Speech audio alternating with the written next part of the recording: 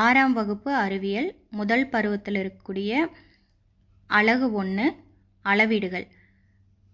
இந்த சாப்டரில் இருக்கக்கூடிய இம்பார்ட்டன்ட் பாயிண்ட்ஸ் மட்டும் நம்ம இந்த வீடியோவில் பார்க்க போகிறோம்.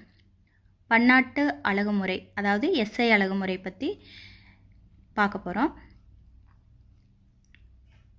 வெப்பநிலை கெல்வின், தொலைவு மீட்டர், மின்னோட்டம் ஆம்பியர், காலம் வினாடி, பொருட்களின் அளவு மோல், நிறை kilogram, ஒளிச்செறிவு candela.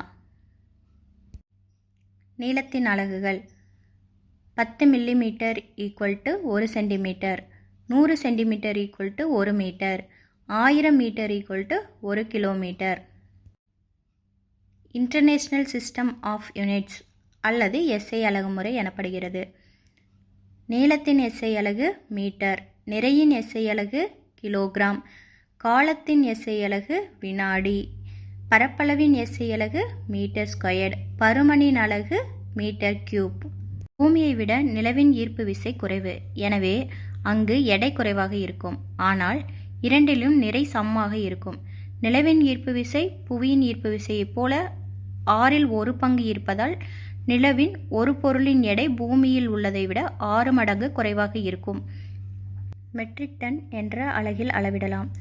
1000 milligram = 1 gram, 1000 gram = 1 kilogram, 1000 kilogram = 1 tonne. பொது தராசு. பொருளின் நிறையை அளவிட நாம் பொது தராசினை பயன்படுத்துகிறோம். மின்னணு தராசு. துல்லியமான எடையை கணக்கிட மின்னணு தராசு பயன்படுத்தப்படுகிறது. மேலும் அறிவோம். ஓடோமீட்டர் என்பது தனியங்கி வாகனங்கள் கடக்கும் தொலைவை கணக்கிடுவதற்கு பயன்படும் ஒரு கருவியாகும். மெட்ரிக் முறை அலகுகள் அல்லது திட்ட அலகுகள் 1790இல் பிரெஞ்சு நாட்டினரால் உருவாக்கப்பட்டது. தற்காலத்தில் நீளத்தை அளவிட பயன்படுத்தப்படும் அளவுகோல் 16ஆம் நூற்றாண்டில் வில்லியம் பெட்வெல் என்ற அறிவியல் அறிஞரால் கண்டுபிடிக்கப்பட்டது.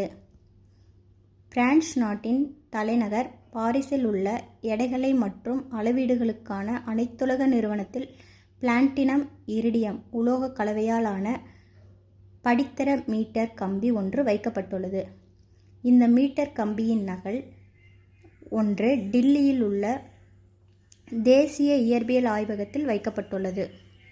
1 கிலோகிராம் என்பது பிரான்சில் உள்ள செவ்ரஸ் என்ற இடத்தில் சர்வதேச எடைகள் மற்றும் அளவீடுகளுக்கான அனைத்துலக நிறுவனத்தில் 1859 முதல் வைக்கப்பட்டுள்ள பிளாட்டினம் இரிடியம் உலோக கலவையாலான ஒரு உலோகத்தண்டின் நிறைக்கு சமம்.